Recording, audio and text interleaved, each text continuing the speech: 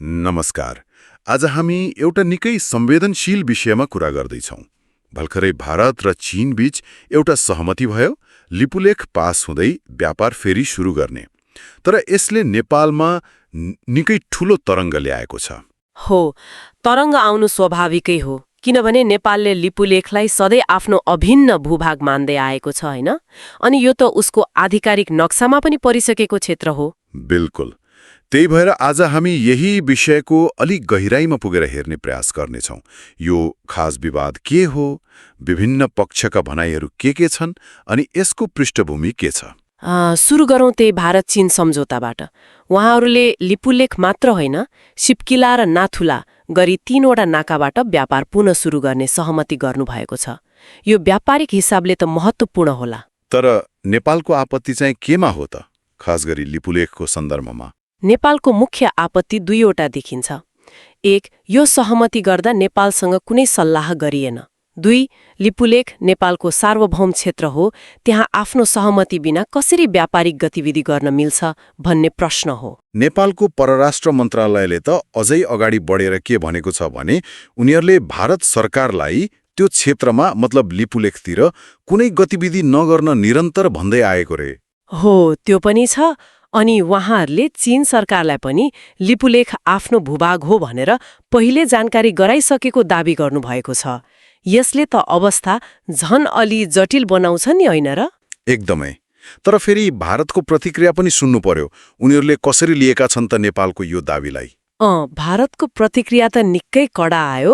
भारतीय विदेश मन्त्रालयका प्रवक्ताले त नेपालको दावीलाई अनुचित र ऐतिहासिक तथ्यमा आधारित नभएको भन्नुभयो। ए हो र? उनीहरूको अडान के छ त त्यसो भए? भारतको अडान प्रष्ट छ। लिपुलेख, कालापानी र लिम्पियाधुरा भारतकै अभिन्न अङ्ग हो भन्ने उनीहरूको भनाइ छ। अनि उनीहरूले यो व्यापारको कुरालाई कसरी जस्टिफाई गर्छन् त? उहाँहरूको तर्क के छ भने लिपुलेखबाट व्यापार त 1954 देखि नै हुँदै आएको थियो रे। बीचमा अब कोभिड जस्ता कारणले रोकिएको मात्र हो, यो कुनै नयाँ कुरा होइन भन्नुहुन्छ। अनि त्यो एकपक्षीय दाबीको कुरा पनि उठाएका छन् नि भारतले, त्यो के होला? हो, उहाँहरूले कुनै पनि एकपक्षीय दाबी मान्य नहुने भन्नुभएको छ। सम्भवतः यो नेपालले 2020मा जारी गरेको नयाँ नक्सालाई सङ्केत गर्न खोजेको हुनुपर्छ। ए, त्यो नक्सा प्रकरण त निकै चर्चामा थियो। भनेपछि यो लिपुलेख क्षेत्रको अवस्थिति नै खास विवादको जड हो। हो नि, यो ठ्याक्कै भारत, नेपाल र चीनको त्रिदेशीय सीमा क्षेत्रमा पर्छ। भारत यसलाई उत्तराखण्ड राज्यको पिथौरागढ जिल्लाको हिस्सा मान्छ। अनि नेपालले चाहिँ यसलाई सुदूर पश्चिम प्रदेशको दार्चुला जिल्ला अन्तर्गत पर्ने आफ्नो भूभाग भनेर दावी गर्छ। यही भौगोलिक अवस्थिति र दावीले गर्दा यो सधैँ संवेदनशील रहँदै आएको छ। यसको अलिकति पृष्ठभूमिमा जाउँ न। यो विवाद पछिल्लो समय कहिलेबाट चर्किन थाल्यो? यो पछिल्लो तनावको श्रृङ्खला सुरु भयो 2019 नोभेम्बरमा। जतिबेला भारतले आफ्नो नयाँ राजनीतिक नक्सा जारी गर्यो र त्यसमा कालापानी, लिपुलेख र लिम्पियाधुरा क्षेत्रलाई सामेल गर्यो। नेपालले त्यतिबेलै आपत्ति जनाएको थियो। त्यसपछि 2020मा के भयो? 2020 मेमा भारतले त्यही लिपुलेख हुँदै मानसरोवर जाने सडक उद्घाटन गरेपछि त तनाव झनै बढ्यो। सम्बन्ध एकदमै चिस्यो। अनि त्यसको प्रतिक्रियामा नेपालले के गर्यो त?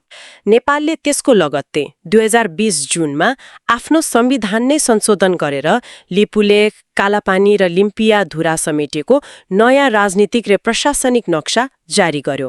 यो नेपालको तर्फबाट एउटा ठूलो कदम थियो। तर भारतले त्यसलाई कसरी लियो? भारतले त्यसलाई ठाडै अस्वीकार गर्यो। उनीहरूले यसलाई एकपक्षीय कदम र कृत्रिम विस्तार artificial enlargement of territorial claims भनेर टिप्पणी गर्यो। भनेपछि यो घटनाक्रमले के देखाउँछ भने ऐतिहासिक दावी एकतिर छ अनि वर्तमान भू राजनीतिक यथार्थ अर्कोतिर। यो दुईटा बीच द्वन्द्व छ, हैन? एकदमै। विशेष गरी त्रिदेशीय सीमा जस्तो संवेदनशील मामिलामा यो द्वन्द्व झनै प्रष्ट देखिन्छ। ऐतिहासिक सन्धि, नक्सा, परम्परागत भोग चलनका आफ्ना तर्क छन् दुवै पक्षका। अब यो पछिल्लो भारत चीन सहमतिपछि नेपालभित्र चाहिँ कस्तो प्रतिक्रिया आइरहेको छ? राजनीतिक दलहरू के भन्दैछन्? खै, प्रतिक्रियाहरू मिश्रित जस्ता देखिन्छन्। जस्तो पूर्व परराष्ट्र मन्त्री प्रदीप ग्यावालीजी एमाले नेताले नेपाललाई नसोधिए गरिएको यो कदम आपत्तिजनक छ, यसलाई कूटनीतिक माध्यमबाटै समाधान गर्नुपर्छ भन्नुभएको छ। अनि काङ्ग्रेसतिरबाट काङ्ग्रेसका नेता प्रकाश शरण महतजीले चाहिँ अलि फरक कोणबाट हेर्नुभएको छ। उहाँले भन्नुभयो, अन्तर्राष्ट्रिय राजनीतिमा सबै देशले आफ्नो स्वार्थ हेर्ने हो, नेपालले पनि तथ्य र प्रमाणका आधारमा आफ्नो पक्ष दोहोरोसँग राख्नुपर्छ। अलिक कडा खालको प्रतिक्रिया पनि त आएको होला नि। छ, जस्तो पूर्व प्रधानमन्त्रीका सल्लाहकार पनि रहिसक्नु भएका रूपक सापकोटा जस्ता विश्लेषकहरूले चाहिँ नेपालले यसमा कडा कूटनीतिक विरोध जनाउनुपर्छ, उच्च स्तरीय भ्रमणहरू हुँदा यो मुद्दालाई प्राथमिकतामा राखेर उठाउनुपर्छ भन्ने खालको धारणा राख्नु भएको छ। भनेपछि नेपालभित्र पनि अब कसरी अगाडि बढ्ने भन्नेमा विभिन्न विचारहरू रहेछन्, कूटनीतिक पहलदेखि लिएर अलिक कडा प्रतिवादसम्म। हो, त्यो देखिन्छ। यसले यो मुद्दा कति संवेदनशील छ र राष्ट्रिय रूपमा कति महत्व राख्छ भन्ने पनि देखाउँछ। ल, अब संक्षेपमा भनिदा मूल कुरो के रह्यो भने भारत र चीनको द्विपक्षीय व्यापार सम्झौताले नेपालले आफ्नो दावी गर्दै आएको भूभागमाथि फेरि प्रश्न उठाइदियो, जसले गर्दा त्रिदेशीय सम्बन्धमा एक किसिमको तनाव देखियो। ठीक भन्नुभयो। भारत र नेपाल दुवै आफ्ना ऐतिहासिक तर्क, नक्साङ्कन सम्बन्धी प्रमाणहरूमा अडिग छन्। यो अवस्थाले एउटा गम्भीर प्रश्न खडा गर्छ, जब दुई ठूला शक्तिशाली छिमेकीहरू बीचको सहमतिले तेस्रो तुलनात्मक रूपमा सानो छिमेकीको सार्वभौम सत्ता र क्षेत्रीय अखण्डतासँग जोडिएको दावीलाई प्रत्यक्ष असर पार्छ, तब यस्तो जटिल त्रिदेशीय सीमा विवादको समाधान कसरी होला त? यो निकै पेचिलो प्रश्न हो। कूटनीति र आपसी समझदारीको कुरा त गरिन्छ, तर हरेक देशले आखिरमा आफ्नो राष्ट्रिय हितलाई नै प्राथमिकतामा राख्छ, होइन र? यस्तो अवस्थामा सन्तुलित र न्यायोचित समाधान खोज्ने बाटो के हुन सक्छ? यो सायद सबैले सोच्नुपर्ने कुरा हो। यो प्रश्नमाथि घोत्लिनु जरुरी देखिन्छ। भारत और चीन के बीच एक सहमति बनी और नेपाल नाराज हो गया। क्यों? क्योंकि दोनों देशों के बीच लिपुलेख के रास्ते व्यापार फिर शुरू करने पर राजीनामा हुआ है और नेपाल बोला कि ये इलाका उसका अभिन्न हिस्सा है और ये उसके आधिकारिक नक्शे में शामिल भी है। भारतीय विदेश मंत्रालय ने कहा है कि ये दावे अनुचित हैं और ऐतिहासिक तथ्यों पर आधारित नहीं है। भारत हमेशा कहता आया है कि लिपुलेख, कालापानी और लिम्पियाथुरा उसके क्षेत्र में आते हैं। भारत और चीन के बीच हुई व्यापक बातचीत के बाद जारी संयुक्त दस्तावेज में लिपुलेख के रास्ते व्यापार पर सहमति दर्ज की गई थी। नेपाल सरकार के बयान पर प्रतिक्रिया देते हुए भारत के विदेश मंत्रालय के प्रवक्ता रणधीर जायसवाल ने कहा कि ऐसे दावे ना तो उचित हैं और ना ही ऐतिहासिक तथ्यों और साक्ष्यों पर आधारित है। रणधीर जायसवाल ने कहा कि भारत और चीन के बीच लिपुलेख दर्रे से सीमा व्यापार 1954 में शुरू हुआ था और कई दशकों से जारी है। हाल के सालों में ये कोविड और बाकी कारणों से बाधित हुआ था, लेकिन अब दोनों पक्षों ने इसे फिर से शुरू करने पर सहमति जताई है। उन्होंने आगे कहा कि जहां तक एक क्षेत्रीय दावे की बात है, तो हमारी स्थिति साफ है कि दावे ना तो उचित है और न ही ऐतिहासिक तथ्यों और साक्ष्यों पर आधारित किसी भी तरह के एक तरफे दावे को स्वीकार नहीं किया जाएगा। इस दस्तावेज में कहा गया है कि दोनों देशों ने सीमा व्यापार को फिर से शुरू करने पर सहमति जताई है। यह व्यापार 3 निर्धारित मार्गों लिपुलेख दर्रा, शिपकीला दर्रा और नाथुला दर्रा से होगा। भारत और चीन के बीच लिपुलेख से सीमा व्यापार फिर शुरू करने की घोषणा पर नेपाल के मीडिया ने सवाल उठाए। इसके बाद नेपाल के विदेश मंत्रालय ने बयान जारी किया।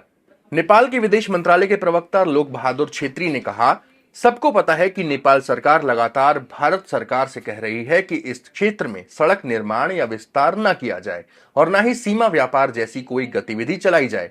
ये तथ्य भी स्पष्ट है कि नेपाल सरकार ने चीन सरकार को पहले ही सूचित कर दिया है कि ये इलाका नेपाल का हिस्सा है।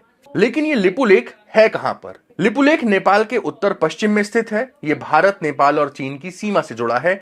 भारत इस इलाके को उत्तराखंड का हिस्सा मानता है, जबकि नेपाल इसे अपना इलाका बताता है। नवंबर 2019 में भारत ने जम्मू कश्मीर का विभाजन कर 2 केंद्र शासित प्रदेश बनाए और इसके साथ ही नया नक्शा भी जारी किया। इस नक्शे में ये इलाके शामिल थे। नेपाल ने इस पर तीखी आपत्ति जताई और कहा कि भारत अपना नक्शा बदले, क्योंकि काला पानी उसका इलाका है। इसके 5 महीने बाद मई 2020 में लिपुलेख को लेकर दोनों देशों के बीच फिर से तनाव बढ़ गया। इसके बाद 18 जून 2020 को नेपाल ने संविधान में संशोधन कर देश के राजनीतिक नक्शे को अपडेट किया। संशोधन के बाद नेपाल के मानचित्र में 3 रणनीतिक रूप से अहम क्षेत्र लिपुलेख, कालापानी और लिम्पियाधुरा दिखाए गए। भारत ने इसे एक तरफा कदम बताते हुए नेपाल के क्षेत्रीय दावों को कृत्रिम विस्तार मानने से साफ इनकार कर दिया। भारत और नेपाल के बीच 1850 किलोमीटर लंबी सीमा है, जो सिक्किम, पश्चिम बंगाल, बिहार, यूपी और उत्तराखंड से सटी हुई है। इस पूरे मामले पर नेपाल की सियासी पार्टियां क्या कह रही हैं? नेपाल में सत्तारूढ़ यूएमएल के उप महासचिव और पूर्व विदेश मंत्री प्रदीप कुमार ग्यावली ने कहा कि नेपाल को बताए बिना ऐसा कदम उठाना आपत्तिजनक है। ग्यावली ने बीबीसी नेपाली से बात की और कहा कि हम लंबे समय से ये मुद्दा उठा रहे हैं कि उन क्षेत्रों की समस्याओं को कूटनीतिक तरीके से सुलझाया जाए। ये फैसला किसी भी लिहाज से उचित नहीं है। इसमें नेपाल की सहमति नहीं है। प्रकाश शरण महत नेपाली कांग्रेस के प्रवक्ता हैं और पहले विदेश मंत्री भी रह चुके हैं। उन्होंने कहा कि विश्व राजनीति में मौजूदा चलन ये है कि हर देश सिर्फ अपने हितों को ध्यान में रखता है। मुझे नहीं लगता कि नेपाल की कूटनीतिक पहल इसमें कोई बदलाव ला सकती है, लेकिन हम गंभीर अध्ययन और तथ्यों के आधार पर संबंधित देशों के सामने अपनी बात रखकर अपने राष्ट्रीय हित सुनिश्चित कर सकते हैं। पूर्व प्रधानमंत्री पुष्प कमल दाहाल प्रचंड के विदेशी मामलों के सलाहकार रह चुके रूपक सबकोटा ने कहा कि नेपाल को इस समझौते का कड़ा विरोध करना चाहिए।